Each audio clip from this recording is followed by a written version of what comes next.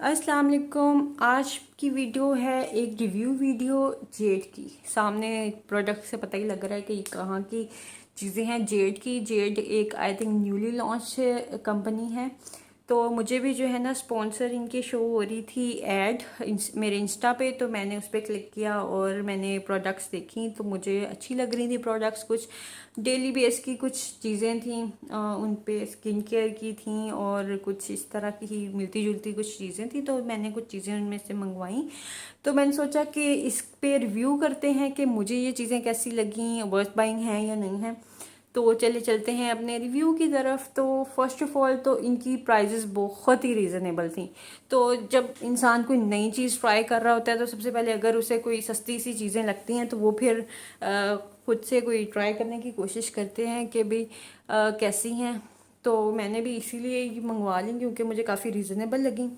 अभी भी उन पे कोई काफ़ी सेल वगैरह लगी हुई थी, तो अभी भी आई थिंक कोई सेल शेल लगी हुई है उस पर।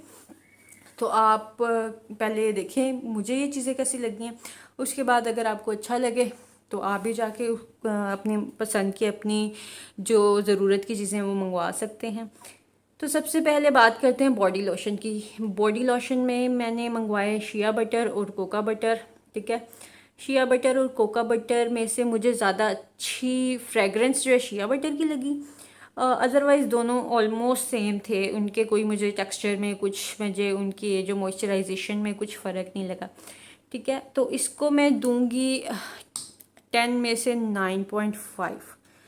विद रिस्पेक्ट टू प्राइस मुझे बहुत अच्छा लगा। कोई भी आप महंगे से महंगा भी मॉइस्चराइज़र ले लें, आप बॉडी लोशन ले लें, तो ऐसा ही होता है। उसने क्या करना होता है, मॉइस्चराइज करना होता है, उसका काम मॉइस्चराइज करना है, तो वो अच्छे से अपना काम कर रहा है। ठीक है, बॉडी लोशन और ऊपर से इस फ्रेगरेंस भी अच्छी हो तो क्या ही बात है। ये मैं आपको इसका टेक्स्चर थोड़ा सा शो कर देती हूँ।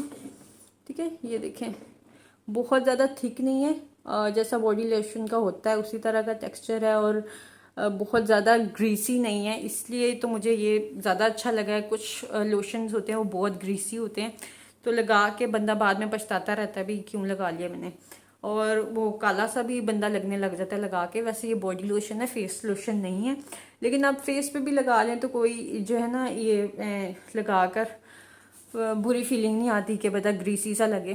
ठीक है, मुझे तो बॉडी लोशन को तो मैं दूंगी 9.5 आउट ऑफ 10। मुझे बहुत अच्छा लगा। और उसके बाद बात करते हैं हैंड वॉश की। ठीक है, हैंड वॉश पे भी लिखा हुआ है मॉइस्चराइजिंग हैंड वॉश है, एंटीबैक्टीरियल है, 99.9% जर्म्स किल करता है, ये क्लेम कर रहा है। जो बाकी का 0.1% है ना, वो तो भाई किसी से भी किल नहीं हो पाता, उसकी तो बात छोड़ दें। चलो अगर जर्म्स क्लीन कर रहा है तो वेल एंड गुड। और मॉइस्चराइजिंग है या नहीं है, तो कुछ हैंड वॉश से वॉश करने के बाद आपको अपने हाथ बहुत ही पपड़ी जैसे लगने लगते हैं, मतलब बहुत ही खुश्क से हो जाते हैं, तो ठीक है भाई, ये सही लगते हैं, उसके बाद मॉइस्चराइजिंग लगते हैं। तो इसको भी हम 9.5 दे देते हैं इसको भी। ठीक है ना, 9.5 आउट ऑफ 10 इसको मैं दूंगी क्योंकि ये काफ़ी रीज़नेबल है। वैसे 10 ही दे दें भी, 9.5 देने का क्या मकसद है, 10 ही देते हैं, बहुत अच्छा है। लोशन को भी 10 भी आउट ऑफ 10। ठीक है, अच्छा जी, 500 ml आ रहा है और इसकी प्राइजेस भी बहुत ही रीज़नेबल थी, और जो जिस मकसद के लिए बनाया गया भी हैंड वॉश, वो मकसद जब पूरा कर रहा है तो वेल एंड गुड। ठीक है, उसके बाद लास्ट चीज़ आती है भाई क्रीम की बात।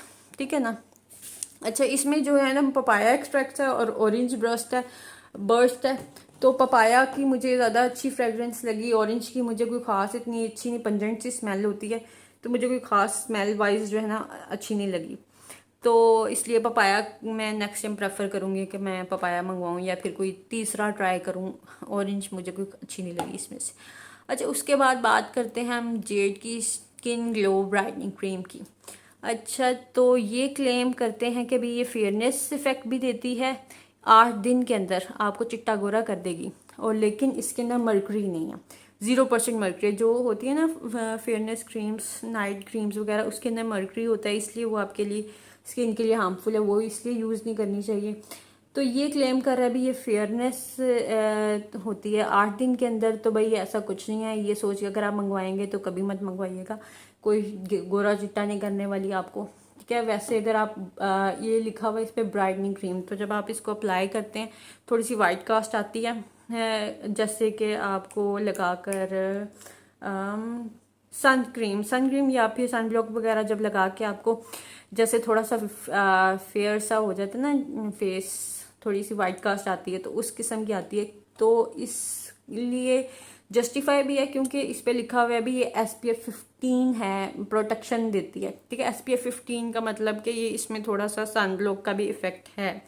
आप इसको लगाकर डे क्रीम के तौर पे आप इसे यूज़ करें और लगाकर आप इसे बाहर जा सकते हैं। लेकिन इसका जो मुझे एक अच्छी बात नहीं लगी, इसको मैं दूंगी 10 में से 6 मार्क्स। 6 मार्क्स 10 आउट ऑफ 6 क्यों मैं रेटिंग दे रही हूँ? एक तो भी मुझे इसकी स्मेल बड़ी गंदी लगी, इसकी स्मेल बहुत शार्प सी है और लगा के लगता है पता नहीं आप के पास किसी ने ऑरेंज का छिलका आपकी आंखों में निचोड़ दिया।